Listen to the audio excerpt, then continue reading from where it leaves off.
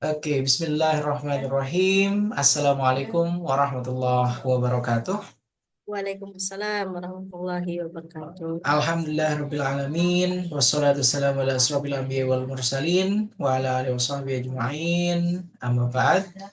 Yang saya banggakan, Alhamdulillah Ibu Rosmida yang pada malam hari ini ya luar biasa siap untuk mengikuti seminar proposal ya. Yep. Bu Rosmida ini akan memaparkan proposal tesis dengan judul Peran Guru dan Orang Tua dalam Mengatasi Kesulitan Belajar Autis di Sekolah Luar Biasa Negeri Muara Bungu. Ya. Dengan pembimbing dari Bu Rosmida ini adalah Ibu Dr. Sri Imawati MPD. Oke, baik. Jadi ketika nanti akan menjelaskan proposalnya baik dari bab 1, 2, dan 3, harapannya nanti silahkan dikemukakan secara komprehensif semua hal yang mendasari kenapa Bu Rosmida melakukan kegiatan penelitian ini, kemudian rujukan teori, dan juga metodologi penelitian yang telah dipilih. Begitu ya, Bu Rosmida. Dan Yep. sebelum kita memulai seminar proposal pada malam hari ini, marilah kita sama-sama buka sesi seminar proposal kita dengan sama-sama membaca basmalah. Bismillah. Bismillahirrahmanirrahim. Dan kami persilahkan kepada Ibu Rosmida untuk memaparkan proposalnya. Silakan, Oke, Ibu. ya, Pak. Saya izin share screen ya, Pak. Silakan.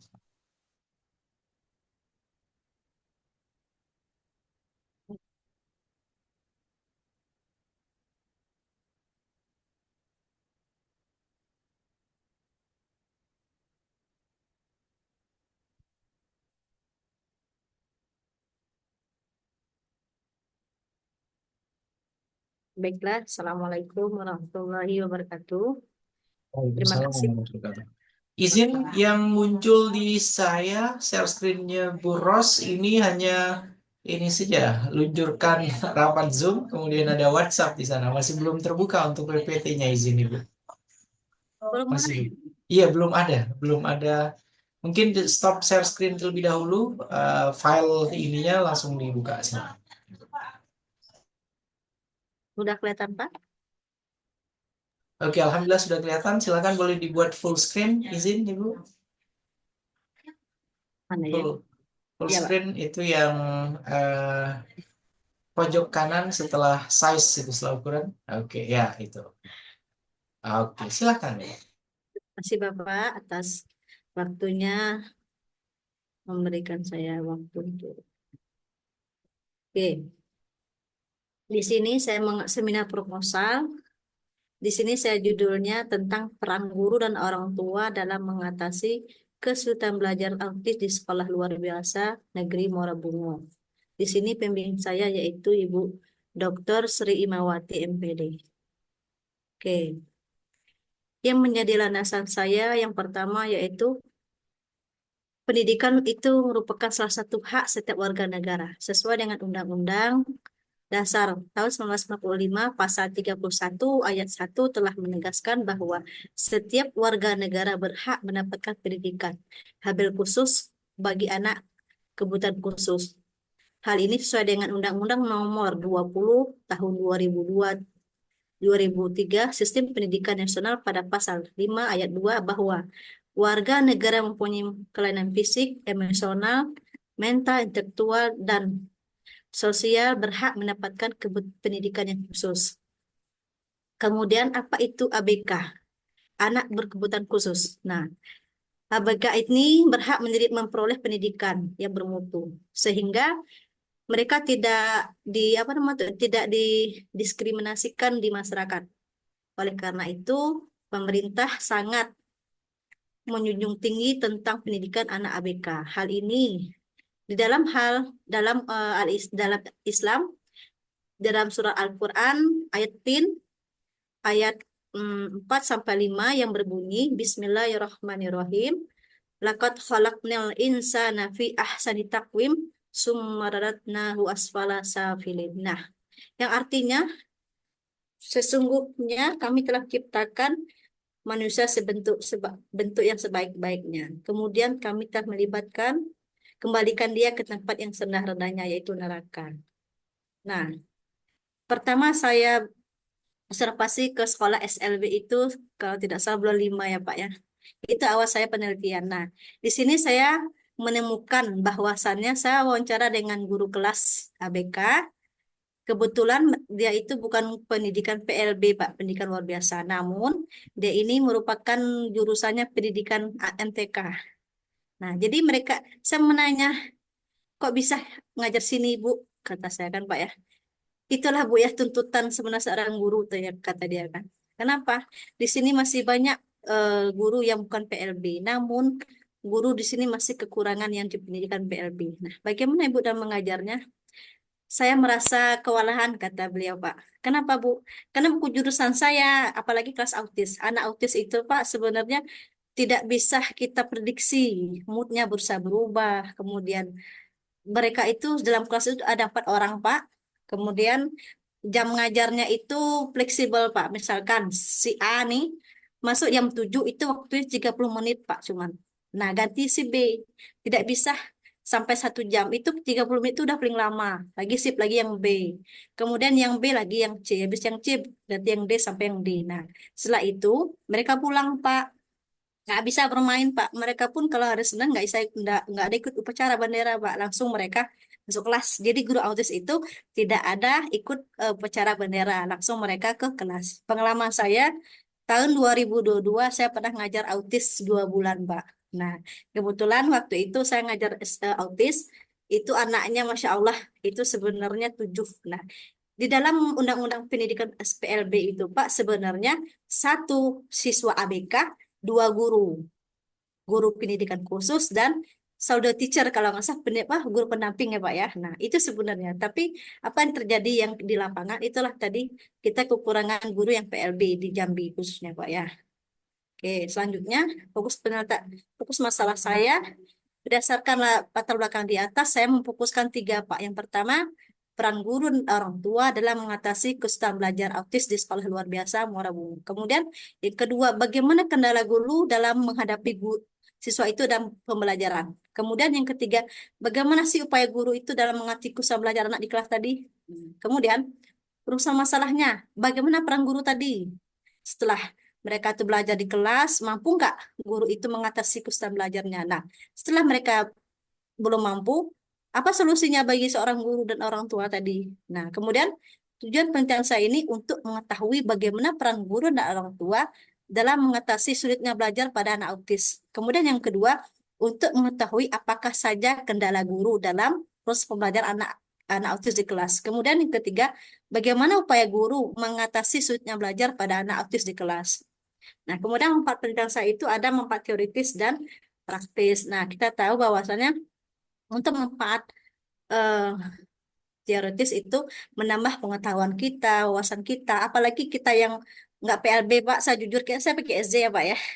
Pertama, saya ngajar SLB tak luar biasa memang. Jadi banyak ilmu yang belum kita dapat, Pak. Jadi memang SLB itu memang sekolah yang anaknya surga. Kemudian yang kedua, manfaat teoritis. Nah, bagi sekolah mungkin ada bahan pertimbangan nanti bagaimana sekolah itu mengevaluasi seorang guru dalam mengajar anak autis. Kemudian yang ketiga, bagi guru. Nah, guru juga sebagai acuan bagaimana strategi, metode, dan media yang mereka gunakan supaya anak autis itu bisa belajar dengan baik gitu Pak. Kemudian bagi peneliti mungkin menambah keterampilan, menambah wawasan bagi kita yang bukan sernya PLB gitu Pak. Kemudian dari kajian teori pertama landasan teori. Nah, di sini saya mengambil pengertian guru. Guru itu merupakan dianggap sebagai motivator sebagai peserta didik. Nah, betul. Di sini guru sebagai apa namanya ini mendorong kedewasaan siswa, kemudian sebagai tauladan, mengayomi seorang siswa, apalagi sebagai guru autis. Guru autis itu memang betul-betul paham dengan karakter siswanya. Tidak sama dengan anak normal. Nah, kemudian di balik peran guru adanya orang tua tadi. Nah, di sinilah antara orang tua tadi mereka bekerja sama antara guru dan orang tua. Nah, di sini teori yang ketiga itu kesulitan belajar. Nah, kesulitan belajar itu terjadi ada faktor yang pertama perilaku dulu, kemudian akademisnya, kemudian faktor kesehatan. Nah, mungkin bisa jadi autis ini ada yang terjadi pada kesehatan, mungkin ada kelahiran waktu lahir, kemudian lahirnya prematur, mungkin ada gen genetik tadi banyak keturunan mereka autis gitu, Pak. Kemudian apa itu ABK tadi? Nah, ABK itu terdiri dari tunanetra, tunarungu, tunagrahita, tunadaksa, tuna tuna laras. Nah, di sini saya ngambil anak dengan ADHD itu anak autis, Pak. Oke, nah inilah autis, Pak. Autis itu adalah individu yang mengalami tantangan atau gangguan dalam berkomunikasi. Betul, Pak. Ada contohnya saya kemarin namanya Amin, Pak. Datang, duduk, diam, pulang. Itu yang pertama. Yang kedua, anaknya datang nangis saja, Pak. Nggak pernah belajar, dia diam aja. Nangis dia. Kemudian yang tiga, ada anaknya yang datang kelas tuh dia ngamuk aja, Pak. Mau lempar-lempar gitu, Pak. Kemudian saya ngambil satu contoh penelitian yang relevan. Di tahun 2021 yang dilakukan oleh Nur Fahidillah Syariah dan teman-temannya, dia mengambil judul dengan analisis karakteristik anak berkebutuhan khusus autis di sekolah inklusi. Berarti mereka ini mengambil sekolah yang umum. Sedangkan saya, bagaimana peran guru dan orang tua dalam mengatasi sulitnya belajar bagi anak autis di sekolah luar biasa. Jadi, mungkin ada perbedaan ya Pak ya, antara sekolah umum dan sekolah luar biasa. Oke, ini kerangka berpikir saya. Di sini peran guru tadi dan orang tua, sulitnya belajar anak autis, kemudian peran gurunya di sini. Habis itu peran guru bekerja sama dan orang tua. Nah, terjadi terjadinya interaksi dengan orang tua, kerjasama, kolaborasi. Nah, apa dampak dari kerjasama? Itulah hasil yang tadi Pak, dari upaya tadi yang kita kita akan teliti selanjutnya Pak. Nah, kemudian yang ketiga, metode penelitian. Nah, di sini saya mengambil jenis penelitian kualitatif. Nah, oke, untuk pendekatannya saya mengambil studi kasus Pak.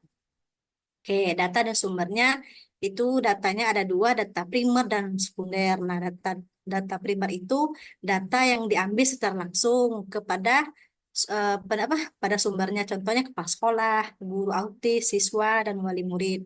Sedangkan data sekunder, data ini diperoleh dari bahan cetak, Pak, kayak koran, berita, oh tentang anak autis, mungkin dari koran-koran majalah di sekolah. Nah, kemudian studi penelitiannya itu ada guru kelas, kelas autis, siswa, dan murid. Nah, kemudian teknik mendata saya, observasi, wawancara, dokumentasi, catatan lapangan. Kemudian teknik analisis data saya, pengumpulan data, reduksi data, penarik kesimpulan, triangulasi.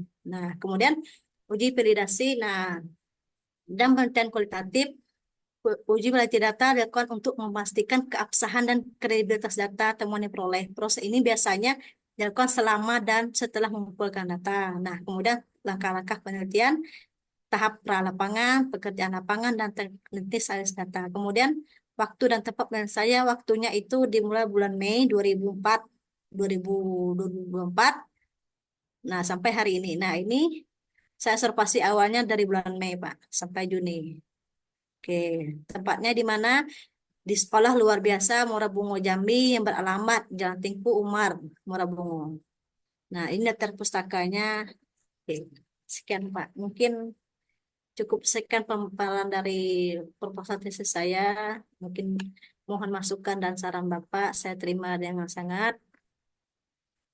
Baik, terima kasih Bapak. Saya kembali ke Bapak. Oke, terima kasih banyak Bu Rosmida. Kita stop recording.